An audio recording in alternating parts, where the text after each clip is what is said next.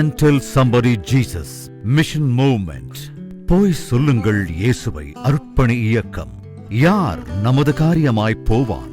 அறுப்பு மிகுதி. என் இந்தியா என் தேவாதி தேவனுக்கே என்ற தாகத் தேடலுடன் தேடி அலைவோரின் எழுச்சிச் சங்கமமே போய் சொல்லுங்கள் அருட்பணி இயக்கமாகும். Go and tell somebody. அலுவலக முகவரி Go and tell somebody Missionary Movement, plot number 81, Bharati Nagar 5, KTC Nagar North, Tirunelveli, 627011. Cell 9941 24213.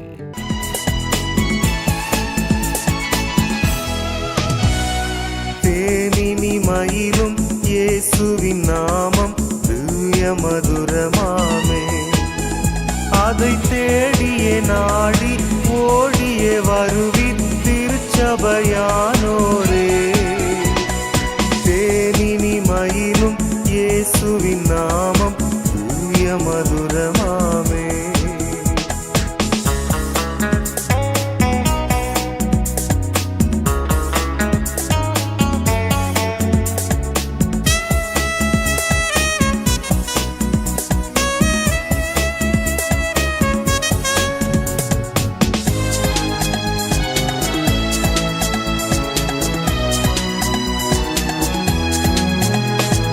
காசினிதனிலே நேசமதாக கஷ்டத்தை உத்தரித்தே, பாவ கசடதை அறுத்து சாபத்தை தொலைத்தார் கண்டுணர் நீ மனமே.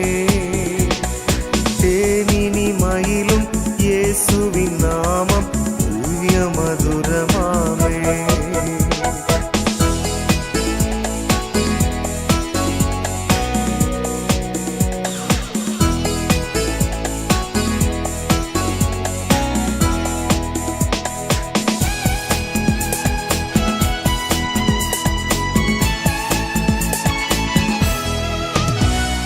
பாவியை மீட்க தாவிய உயிரை தாமே ஈந்தவரா, பின்னும் நேமியம் கருணை நிலை வரமுண்டு நிதம் புதி என் மனமே. தேனினி மயிலும் இயேசுவின் நாமம் திவ்ய மதுரமாமே.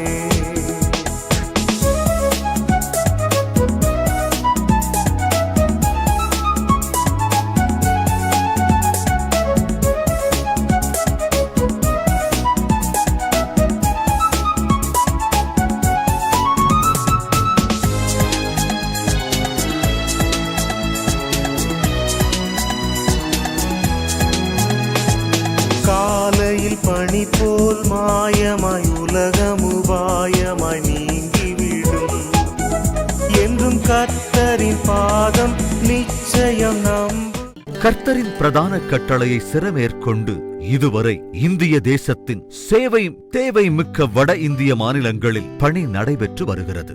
குஜராத்தில் 7 மக்களினத்தவர் மத்தியிலும், பீகார், ஒரிசாவில் 7 மக்களினத்தவர் மத்தியிலும் Go and tell somebody அருட்பணி இயக்கம் ஊழியங்களை செய்து வருகிறது. திருச்சபை நிறுவும் பணி.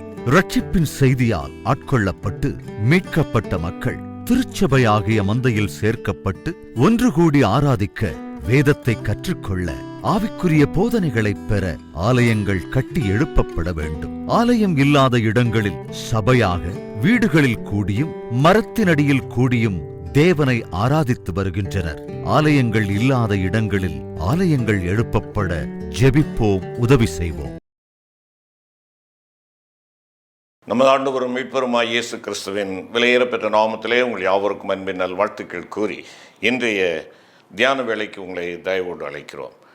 ஆண்டவருடைய நாமத்திற்கு மகிமையாக தேவன் இம்மட்டுமாய் நடத்தி வருகிற அவருடைய நடத்துதலுக்காக ஆண்டவரை துதிக்கிறோம், ஸ்தோத்திரிக்கிறோம். கர்த்தருடைய கிருபையினாலே நம்முடைய ஊழியங்கள் தேவனுக்கு மகிமையை கொண்டு வரக்கூடியதாக ஆசீர்வாதமாக இருக்கிறது. பலவிதமான நெருக்கங்களுக்குள்ளாக உத்தரப்பிரதேசம் மற்றும் ஒரிசா ஊழியர்கள் கடந்து சென்றாலும் ஆண்டவருடைய கிருபையின் கரம் அவர்களோடு இருந்து தாங்கி இந்த ஊழியத்தை நடத்துவதற்காக ஆண்டவரை துதிக்கிறோம். தொடர்ந்து ஊழியங்களுக்காக ஜெபியுங்கள். நம்முடைய go and tell somebody missionary இயக்கத்தின் சார்பாக நடத்தப்படுகிற ஊழியங்கள், சமுதாய சேவைகள் அனைத்தும் தேவனுக்கு பிரீதியாகவும் கனத்தை கொண்டு வரக்கூடியதாக அமையத்தக்கதாக நீங்கள் ஜெபிக்க உங்களை தயவாய் கேட்டுக்கொள்கிறோம். இந்த ஊழியத்திலே பங்கு பெற விரும்புகிறவர்கள், ஒருவேளை நம்முடைய ஊழியத்திற்காக பணி முன்னேற்ற பொறுப்பாளர்கள் தேவைப்படுகிறது, நம்முடைய ஊழியத்தை குறித்து மற்ற இடங்களிலே அறிவிக்கக்கூடியவர்கள், இந்த ஊழியத்திற்காக ஜெபக்குழு நடத்துகிறவர்கள், வாலண்டியர்ஸாக வந்து ஊழியர் செய்யக்கூடியவர்கள், நீங்கள் உங்களுடைய தாளந்துகளுக்கு ஏற்றவாறு நீங்கள் பணி செய்ய விரும்புவீர்கள் என்றால் இந்த ஊழியத்திலே உங்களை நீங்கள் இணைத்துக் கொள்ளலாம். கர்த்தர் உங்களை ஆசீர்வதிப்பார். குறிப்பாக ராஜ்யத்தினுடைய கட்டுமான பணிக்காக நடைபெறுகிற இந்த ஊழியங்களிலே உங்களுடைய பங்களிப்பை நீங்கள் செலுத்த விரும்பினால் எங்களோடு தொடர்பு கொள்ளுங்கள். கர்த்தர் உங்களை ஆசீர்வதிப்பார். நம்முடைய இயக்கத்தின் சார்பாக நடைபெற்று வருகிற இந்த அனுப்பப்படுகிற இந்த மேகசின் மாதாந்திர பத்திரிகை கோ அண்ட் டெல் சம்படி, இந்த ஊழியத்தின் சார்பாக எழுந்து கட்டுவோம் வாரீர் என்று சொல்லக்கூடிய இந்த இதழ் இலவசமாக உங்களுக்கு அனுப்பி கொடுக்கப்படும். எங்களுடைய முகவரியோடு நீங்கள் தொடர்பு கொள்ளுங்கள். கர்த்தர் உங்களை ஆசீர்வதிப்பார். ஒரு நிமிடம் தலை தாழ்த்தி ஆண்டவரை நோக்கி செபிப்போம். மாட்சிமை மகத்துவம் நிறைந்த தகப்பனே, இந்த மகிமையான நல்ல வேலைக்காய் உமக்கு நன்றி செலுத்துகிறோம். கர்த்தாவே, இந்த வேளையிலே உம்முடைய வார்த்தைகளை தியானிக்கிற என்னோடும் எங்களோடும் உம்முடைய கிருபை இருக்கட்டும். ஆண்டவரே, ஒரு மனப்பாட்டோடு நாங்கள் உம்முடைய சத்தத்தை கேட்கும்படியான கிருபைகளை தாரும். எங்கள் ஆண்டவரே இயேசு கிறிஸ்துவின் மூலம் வேண்டிக் கொள்கிறோம் நல்ல பிதாவே, ஆமேன். கிறிஸ்துவுக்குள் அன்பானவர்களே, கடந்த வாரத்திலே நாம் ஆண்டவருடைய ஆலயத்தை சாலமோன் எவ்விதமாக கட்டினான் என்பதை குறித்து தியானித்தோம். ஆலயம் கட்டப்படுவதற்கான அந்த கற்கள் எவ்விதமாய் கொண்டு வரப்பட்டன, எந்த கற்களை அவன் பயன்படுத்தினான் என்று சொல்லி நாம் தியானித்தோம். அஸ்திபார் மூலைக்கல் அங்கே ஆண்டவராகிய இயேசுவோடு நாம் இணைக்கப்பட வேண்டும் என்பதை தியானித்தோம். வெட்டி எடுக்கப்பட்ட விலையேறப்பெற்ற கல், ஆம், ஆண்டவருக்கென்று பிரித்தெடுக்கப்பட்டவர்கள், அவர்கள் தேவனுடைய ஆலயமாக கட்டுவதற்கு பயன்படுத்தப்படுகிறார்கள் என்பதை தியானித்தோம். விலையேறப்பெற்றவர்கள், ஆண்டவராகிய இயேசு கிறிஸ்துவ இரத்தத்தினாலே மீட்கப்பட்டவர்கள் விலையேறப்பெற்ற கற்கள். அது ஜீவனுள்ள கற்களோடு, ஜீவனுள்ள கற்களாக ஜீவனுள்ள கல்லோடு இணைக்கப்படும்படியாக நாம் தெரிந்து கொள்ளப்பட்டோம் என்பதை தியானித்தோம். சமன் செய்த கற்கள், கட்டி எழுப்பப்படுவதற்கு சமன் செய்த கற்களை அவன் சாலமோன் கொண்டு வந்தான் என்று சொல்லி பார்க்கிறோம். இணக்கம், இசைவு, ஐக்கியம், ஒருமனப்பாடு, இவைகள் தேவனுடைய ஆலயமாக இருக்கிற என்னுடைய வாழ்க்கையில் கட்டி எழுப்பப்பட வேண்டும் என்பதை தியானித்தோம். விலையேறப்பெற்ற நவரத்தன கற்களை அவன் பதித்தான். ஆம், விலையேறப்பெற்ற தேவனுடைய பரிசுத்த சிந்தையை நாம் வெளிப்படுத்துகிறவர்களாக இருக்க வேண்டும். அதுவே தேவனுக்கு விலையேறப்பெற்றதாகவும் அலங்காரமாகவும் இருக்கிறது என்பதை குறித்து தியானித்தோம்.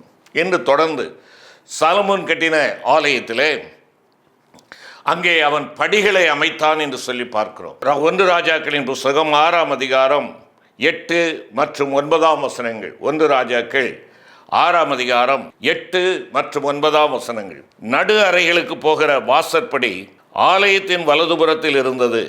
சுழற்படிகளால் நடு அறைகளுக்குள்ளும் அறைகளுக்கும் நடு அறைகளிலிருந்து 3வது அறைக்கும் ஏறுவார்கள். இவ்விதமாய் அவன் ஆலயத்தை கட்டி கேதுரு மர உத்திரங்களாலும் பலகைகளாலும் ஆலயத்தை மச்சுப்பாவி முடித்தான். இங்கே ஆண்டவருடைய ஆலயத்திலே அவன் படிகளை அமைக்கிறான் என்று சொல்லி பார்க்கிறோம். அந்த படிகள் எவ்விதமாய் இருந்ததாம், சுழற்படிகளால் நடு அறைக்கு செல்லுவார்கள் என்பதாக அங்கே சொல்லப்பட்டிருக்கிறது. அருமையான கர்த்தருடைய பிள்ளைகளே, சுழற்படிகள் அங்கே காணப்படுகிறது. சுழற்படிகள் என்று சொல்லுகின்ற பொழுது இந்த நாளிலே இந்த படிகளை குறித்து தியானிக்க ஆண்டவர் நமக்கு கிருபை செய்வாராக. இந்த சுழற்படிகள் என்று சொல்லுகின்ற பொழுது அவைகள் சுழன்று சுழன்று ஒரு நேரத்தில் ஒரு படியை மாத்திரம்தான் பார்க்க முடியும். நேரான படிகளை கீழே இருந்து எத்தனை படிகள் இருக்கிறது என்று சொல்லி நாம் எண்ணிவிடலாம், நாம் பார்க்க முடியும் மேலே யார் இருக்கிறார்கள் என்று சொல்லி. ஆனால் இந்த சுழற்படிகள் அடுத்தபடி நம்முடைய கண்ணுக்கு தெரியாது.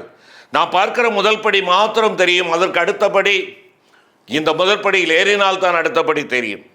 ஆகவே அது கண்ணுக்கு புலப்படாததாக இருக்கிறது.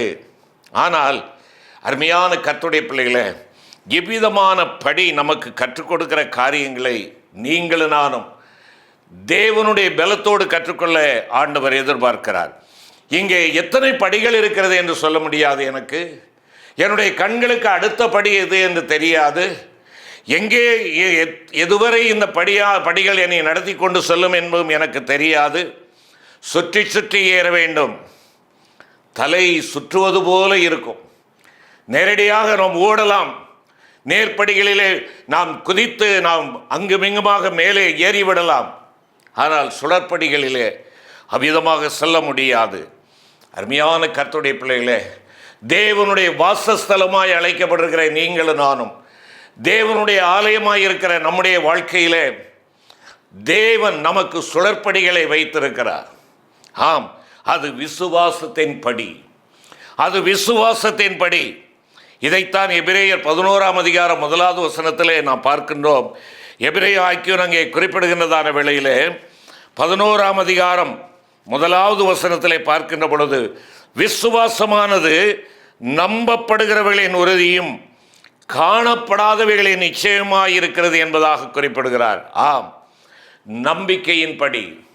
அடுத்தபடி எனக்கு தெரியாது, எத்தனை படிகள் நான் கடந்து செல்ல வேண்டும், எத்தனை மைல்கல்கள் நான் கடக்க வேண்டும், எத்தனை ஆண்டுகள் என்னுடைய வாழ்க்கையிலே நான் கடந்து செல்ல வேண்டும், யாதொன்றும் எனக்கு தெரியாது.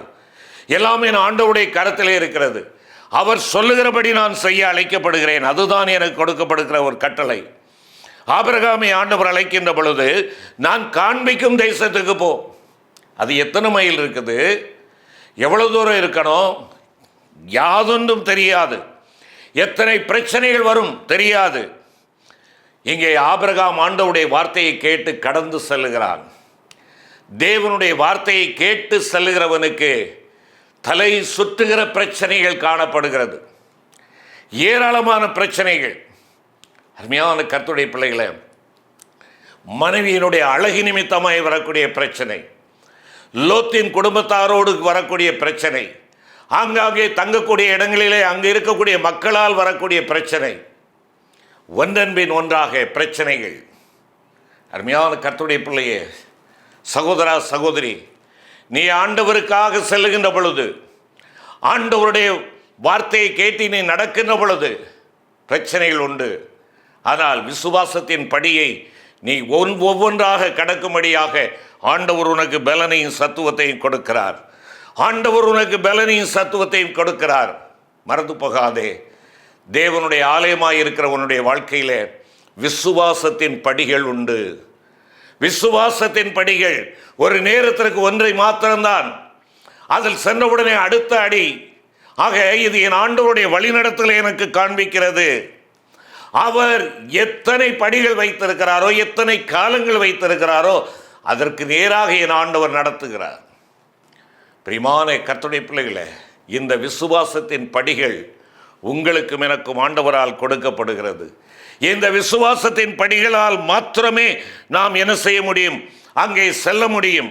ரோமர் 5ஆம் அதிகாரம் 2வது வசனத்தை நாம் பார்ப்போம் என்றால், அவர் மூலமாக நாம் இந்த கிருபையில் பிரவேசிக்கும் சிலாக்கியத்தை விசுவாசத்தினால் பெற்று நிலை கொண்டிருந்து தேவ மகிமை அடைவோம் என்கிற நம்பிக்கையினாலே மேன்மை பாராட்டுகிறோம். பிரியமான கர்த்தருடைய பிள்ளைகளே, அவர் மூலமாக இந்த படிகளை எனக்கு முன்பாக வைத்திருக்கிறவர் என் ஆண்டவராகிய கர்த்தர். அவர் காண்பிக்கின்ற, அவர் எனக்கு கொடுக்கின்ற இந்த சுழற்படியிலே, என்னுடைய விசுவாச தகப்பனாகிய அவர் எனக்கு கொடுத்திருக்கிற இந்த பாதையிலே, அருமையான கர்த்தருடைய பிள்ளையே, அவர் மூலமாக ஒவ்வொரு படியை கடக்கின்ற பொழுதும் என் ஆண்டவரின் கரம் பிடித்து வழிநடத்துகிறார் என்று சொல்கின்ற அந்த விசுவாச படிகளிலே நீ நானும் அந்த படிகளை கடந்து செல்கின்ற பொழுது கிருபையின் பிரவாகத்துக்காக அழைக்கப்பட்டிருக்கிற நாம் அந்த சிலாக்கியத்தை நாம் பெற்றுக்கொள்ள முடியும். ஆம், இந்த சுழற்படிகள் விசுவாசத்தின் படிகளாக ஆண்டவர் நமக்கு கொடுத்திருக்கிறார். அடுத்தபடியாக இந்த படிகளை பார்ப்போம் என்றால், அவைகள் பெரியதாக இருக்காது, அகலம் குறைந்ததாகத்தான் இருக்கும். அது நான் விரும்புகிற வண்ணமாக எல்லா பொருட்களையும் தூக்கி கொண்டு அவைகளிலே செல்ல முடியாது. பாரங்களை எல்லாம் நான் எடுத்து செல்ல முடியாது. அவைகள் குறுகலாக இருக்கிறது, சுற்றி சுற்றி இருக்கிறது, மிகவும் சிறியதாக இருக்கிறது. ஒரு வேளையில் ஒரு ஆள் மாத்திரம்தான் செல்ல முடியும். ஒரு நேரத்தில் அந்த சுழற்படியிலே ஒரு நபர் மாத்திரமே செல்ல முடியும். கஷ்டத்தோடு தான் அந்த பாதையின் வழியாக செல்ல வேண்டும், கஷ்டத்துடனே செல்ல வேண்டும். ஆம், இதைத்தான் ஆண்டவராகிய இயேசு கிறிஸ்து சொல்லுகின்ற பொழுது பரிசுத்த மத்தேயு 7ஆம் அதிகாரம் 14ஆம் வசனத்திலேயும், பரிசுத்த லூக்கா 13ஆம் அதிகாரம் 24வது வசனத்திலேயும் அவர் குறிப்பிடுகிறதை பார்க்க முடியும். இங்கே இடுக்கமான வாசல் வழியாய் உட்பிரவேசிக்க பிரயாசப்படுங்கள். அநேகர் உட்பிரவேசிக்க வகை தேடினாலும் அவர்களாலே கூடாமற் போகும் என்று உங்களுக்கு சொல்லுகிறேன் என்று சொல்லி பரிசுத்த லூக்காவிலே வாசிக்கிறோம். பரிசுத்த மத்தேயு 7ஆம் அதிகாரத்திலே நாம் பார்க்கின்ற பொழுது 14வது வசனம், ஜீவனுக்கு போகிற வாசல் இடுக்கமும் வழி நெருக்கமாயிருக்கிறது, அதை கண்டுபிடிக்கிறவர்கள் சிலரே என்பதாக சொல்லுகிறார். இனி கேட்டுக்கொண்டிருக்கிற அருமையான கர்த்தருடைய பிள்ளையே, இந்த இடுக்கமான வழியை நீ தெரிந்தெடுத்திருக்கிறாயா? உன் மனதும் மாம்சமும் விரும்புகிற வண்ணமாக நீ விரும்புகிற வாழ்க்கை வாழ்ந்து அதற்கு ஏற்றவாறு நடக்கக்கூடிய ஒரு படி அல்ல இது. நீ ஆண்டவருடைய ஆலயம், உன்னுடைய படிகள் அங்கே சுழற்படிகளாக இருக்கிறது. இது எதை காண்பிக்கிறது? எனக்கு தியாகத்தை காண்பிக்கிறது, தியாகத்தை காண்பிக்கிறது. தியாகத்தின் படிகள். நீயும் நானும் ஆண்டவருக்காக நடைபோடுகின்ற பாதை விசாலமான பாதை அல்ல, அது குறுகலான பாதை. அது குறுகலான பாதை, அநேக காரியங்களை தியாகம் செய்கின்ற ஒரு பாதை. மற்றவர்கள் வாழ்வது போல வாழக்கூடிய ஒரு பாதை அல்ல, மற்றவர்கள் சிந்திப்பதை போல சிந்திக்கின்ற ஒரு வாழ்க்கை அல்ல, மற்றவர்கள் விரும்புகிற வண்ணமாக வாழ்ந்து அவர்கள் தங்களுடைய சுய இச்சைகளை பூர்த்தி செய்து கொள்வது போல நீ நான் செய்ய முடியாது. இவைகள் எல்லாம் நாம் தியாகமாய் கொடுக்க வேண்டும். உபத்திரவம் உண்டு, உபத்திரவம் உண்டு, வேதனைகள் உண்டு, பாடுகள் உண்டு. அருமையான கர்த்தருடைய பிள்ளைகளே, இவை எல்லாவற்றின் மத்தியிலேயும் கரம் பிடித்து உன்னை வழி நடத்துகின்ற கர்த்தர் உன்னோடு இருக்கிறார். கர்த்தர் உன்னோடு இருக்கிறார். ஆகையினாலே இந்த ஆலயத்தின் படிகள் எனக்கு கற்றுக் கொடுக்கிற காரியம் என்ன? இவைகள் விசுவாசத்தின் படிகள் மாத்திரமல்ல, தியாகத்தின் படிகள். இதைத்தான் ஒவ்வொரு நாளும் நான் கிறிஸ்தவனாய் நடக்கிறபடியினாலே, சிறு பிள்ளைகளாக நாம் இருக்கின்ற பொழுது கற்றுக் கொடுத்த பாடல், கண்ணே நீ காண்பது என்ன, காதே நீ கேட்பது என்ன, கையே நீ செய்வதென்ன, கால்களே நீ செல்லும் இடம் எங்கே? இவை எல்லாமே என் ஆண்டவருக்கு பிரீதியாய், என் ஆண்டவருக்கென்று அர்ப்பணித்ததாய், ஒருவேளை உலகத்தாரை போல இல்லாததாய், என் ஆண்டவருக்கு உகந்ததாய் பிரீதியாய் இருக்கின்ற பாதை, தியாகத்தின் படிகள்.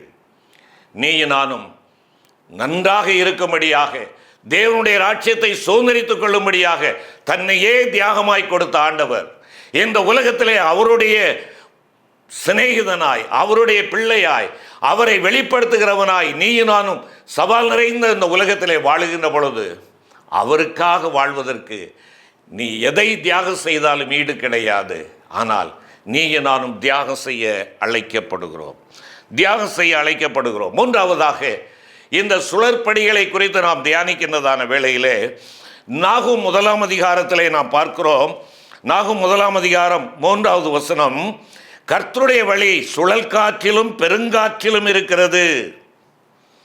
கர்த்தருடைய வழி சுழல் காற்றில் இருக்கிறது, பெருங்காற்றிலும் இருக்கிறது. அப்படி என்றால் இந்த சுழற்படி எனக்கு கற்றுக் கொடுக்கிற காரியம் என்ன? கர்த்தரின் நடத்துதலை காண்பிக்கிறது, ஆண்டவருடைய நடத்துதலை காண்பிக்கிறது. ஆம், அருமையான கர்த்தருடைய பிள்ளையே, சுழல் காற்று அடிக்கும் திசைகளில் அகப்பட்டவன் என்ன செய்வான்? அந்த காற்றின் போக்கிலே அவன் செல்வான். அந்த காற்றின் போக்கில் தான் அவன் செல்ல முடியும். அவனாக எத்தனை திறமைசாலியாக இருந்தாலும் செல்ல முடியாது அவன் விரும்புகிற இடத்திற்கு. தேவனை பற்றி கொண்டிருக்கிற அவருடைய பிள்ளைகளாகிய உனக்கும் எனக்கும் ஆண்டவர் பெருங்காற்றையும் சுழல் காற்றுகளையும் அனுமதிப்பார் என்றால் அவைகளின் ஊடாக உன்னை அவர் நடத்தி கொண்டு செல்லுகிறார். அவருடைய வழி சுழல் காற்றில் இருக்கிறது. உனக்கு அது புரியாததாக இருக்கலாம். ஆம், அவர் வழி ஆராயப்பட முடியாதது என்பதாக அங்கே நாம் பரிசுத்த வேதாகமத்திலே பார்க்கிறோம். ரோமர் 11ஆம் அதிகாரம் 33ஆம் வசனம், சங்கீதம் 18ஆம் சங்கீதம் 30வது வசனத்தை நாம் வாசிப்போம் என்றால் இது நமக்கு நன்றாக புரியும். அருமையான கர்த்தருடைய பிள்ளையே, யோபின் வாழ்க்கையை எடுத்துக்கொள்ளுங்கள். யோபின் வாழ்க்கை 23ஆம் அதிகாரம் 8 முதல் 10 வசனங்களிலே பார்க்கின்ற பொழுது அவனுடைய அங்கலாய்ப்பை பார்க்கிறோம், அவனுடைய கதறுதலை பார்க்கிறோம். அவன் சொல்லுகிறான், நான் முன்னால் போனாலும் அவர் இல்லை. இங்கே பாருங்கள் 8வது வசனம், இதோ நான் முன்னாக போனாலும் அவர் இல்லை, பின்னாக போனாலும் அவரை காணேன். இடதுபுறத்தில் அவர் கிரியை செய்தும் அவரை காணேன், வலதுபுறத்தில் நான் அவரை காணாதபடிக்கு ஒளித்திருக்கிறார். ஆனாலும் அவனுடைய விசுவாசத்தை பாருங்கள். ஆனாலும் நான் போகும் வழியை அவர் அறிவார். அவர் என்னை சோதித்த பின் நான் பொன்னாக விளங்குவேன் என்பதாக சொல்லுகிறார். அது மாத்திரமல்ல, அவனுடைய கதறுதல்களுக்கு, ஒருவேளை அவன் கூப்பிடுகின்ற அந்த வேளைகளிலே நான் காணவில்லை, அவரை பார்க்க முடியவில்லை என்று சொல்லி கதறுகிறதான வேளையிலே, சோதனைகளின் மத்தியிலே அவரை காணவில்லை என்று கதறினவன் என்ன சொல்லுகிறான்? சுழல் காற்றில் அவருடைய சத்தம் கேட்டு அவன் என்ன செய்கிறான்? உணர்த்தப்படுகிறான். அருமையான கர்த்தருடைய பிள்ளைகளே, யோபினுடைய வாழ்க்கையிலே நாம் பார்க்கின்ற பொழுது அவனால் கண்டுகொள்ள முடியவில்லை தேவனுடைய வழியை. முன்னால் பார்க்கிறேன், வலதுபுறம் பார்க்கிறேன், இடதுபுறம் பார்க்கிறேன், எங்கேயுமே பார்க்க முடியவில்லை. ஆனால் சுழல் காற்றாகி அவருடைய வழியிலே தன்னை அர்ப்பணித்த பொழுது அவன் என்ன சொல்லுகின்றான்? இப்பொழுது 42ஆம் அதிகாரம், யோபு 42ஆம் அதிகாரம் 5வது வசனம், என் காதினால் உம்மை குறித்து கேள்விப்பட்டேன், இப்பொழுதோ என் கண் உம்மை காண்கிறது என்று சொல்லுகிறார். சுழல் காற்றிலே ஆண்டவருடைய வழியை தெரிந்து கொண்டார். அருமையான கர்த்தருடைய பிள்ளைகளே, நீங்களும் நானும் நாம் போகிற பாதைகளிலே நான் தண்ணீரிலே அமலக்கூடிய ஒரு சூழ்நிலையில் இருக்கிறேன், தீயிலே வேகக்கூடிய ஒரு சூழ்நிலையிலே இருக்கிறேன், பாதை தெரியாதவனாக இருக்கிறேன், தடன் புரண்டவனாக இருக்கிறேன், எங்கு செல்வது என்று என திசை தெரியாதவனாக இருக்கிறேன். அந்த சுழல் காற்றிலே உன் தேவனை நோக்கிப்பார். உன்னுடைய சுழல் காற்றின் வழியிலே நீ அவர் உன்னை நடத்தும்படியாக அவருடைய கருத்திலே நீ உன்னை ஒப்புக்கொடு. அவரை நீ காண முடியும், அவரை காண முடியும். ஆம் அருமையான கர்த்தருடைய பிள்ளைகளே, சுழற்படிகள் விசுவாசத்தின் படிகளாய் இருக்கிறது. சுழற்படிகள் தியாகத்தின் படிகளாய் இருக்கிறது. சுழற்படிகள் கர்த்தரின் நடத்துதலை தெரிவிக்கக்கூடியதாய் இருக்கிறது. அது மாத்திரமல்ல, இங்கே நான் பார்க்கின்ற பொழுது கர்த்தருடைய சத்தம் கேட்கும் படிகளாக இருக்கிறது. கர்த்தருடைய சத்தம் கேட்கும் படிகளாக இருக்கிறது. சங்கீதக்காரனாகிய ஆசாப் கூறுகிறதை பாருங்கள். சங்கீதம் 77:18-19. மேகங்கள் ஜலங்களை பொழிந்தது, ஆகாய மண்டலங்கள் முழக்கமிட்டது, உம்முடைய அம்புகளும் தெரிப்புண்டு பறந்தது, உம்முடைய குமுறலின் சத்தம் சுழல் காற்றில் முழங்கினது, மின்னல்களின் பூச்சக்கரம் பிரகாசிப்பித்தது, பூமி குலுங்கி அதிர்ந்தது. சுழல் காற்றில் உம்முடைய குமுறலின் சத்தம் கேட்டது. அருமையான கர்த்தருடைய பிள்ளைகளே, நீ நானும் தேவனுடைய ஆலயம். தேவனுடைய ஆலயமாக தெரிந்து கொள்ளப்பட்ட நம்முடைய வாழ்க்கையிலே ஆண்டவர் சுழற்படிகளை வைத்திருக்கிறார். அதன்படியாக உள்ளறைக்கும் அங்கிருந்து 3வது அறைக்கும் நாம் செல்லும்படியாக ஆண்டவர் நமக்கு அமைப்பை கொடுத்திருக்கிறார். ஆம், அந்த விசுவாசத்தின் படிகளிலே நீயும் நானும் நடக்கின்ற பொழுது, தியாகத்தின் படிகளை நீயும் நானும் மேற்கொள்ளுகின்ற பொழுது, கர்த்தரின் நடத்துதலுக்கு நம்மை முழுமையுமாய் கையெடுத்து கொடுக்கின்ற பொழுது கர்த்தரின் சத்தம் கேட்க முடியும். அதைத்தான் சங்கீதக்காரன் சொல்லுகிறார். கர்த்தரின் வழிகள் உன்னால் என்னால் விளங்கிக் கொள்ள முடியாது. ஆனால் இந்த சுழல் காற்றிலே குமுறலின் சத்தத்திலே என் ஆண்டவருடைய சத்தத்தை நீயும் நானும் கேட்க முடியும். பிரியமான கர்த்தருடைய பிள்ளையே, இது பரிசுத்தத்திற்கு நேராக நடத்துகின்ற ஒரு வழி, பரிசுத்தத்திற்கு நேராக நடத்துகின்ற வழி. அதே 77ஆம் சங்கீதத்திலே பாருங்கள், 13ஆம் வசனம், தேவனே உமது வழி பரிசுத்த ஸ்தலத்தில் உள்ளது. நம்முடைய தேவனை போல பெரிய தேவன் யார்? நீ நானும் பரிசுத்த தேவனை, அந்த பெரிய தேவனை சந்திக்கும்படியாக இந்த பூவுலகத்திலே நாம் நடைபோட்டு கொண்டிருக்கிறோம். அவரை சந்திக்கின்ற நாளுக்கு ஆண்டவர் உனக்கும் எனக்கு கொடுத்திருக்கிற படிகள், நாம் நடந்து செல்ல வேண்டிய படிகள் சுழற்படிகள். இந்த படிகள் கர்த்தரின் சத்தத்தை கேட்கக்கூடியதாகவும் கர்த்தருடைய பரிசுத்த சமூகத்தை தரிசிக்கக்கூடியதாகவும் இருக்கிறது.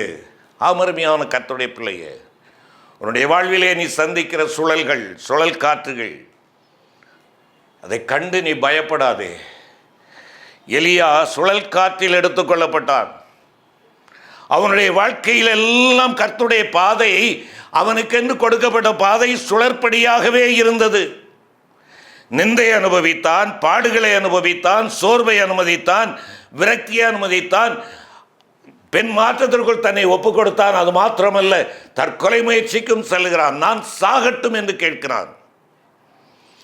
ஆனால் முடிவிலே சுழல் காற்றின் வழியாக பரலோகத்திற்கு கொண்டு செல்லப்பட்டார்.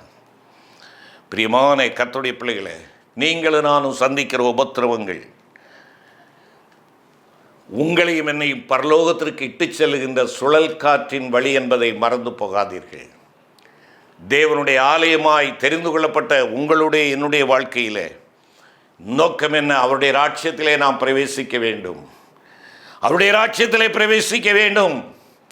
அழைத்து செல்கிறவர் கர்த்தர். சீசர்களை அன்று வாருங்கள் அக்கறைக்கு போவோம் என்று சொல்லி அழைத்து செல்லுகிறார். வழியிலே அங்கே பெரிய போராட்டம், புயல், குமுறல், இரைச்சலின் சத்தம், படகு அமிழ்ந்து விடுமோ என்ற ஒரு அந்த அச்சமான ஒரு நிலை.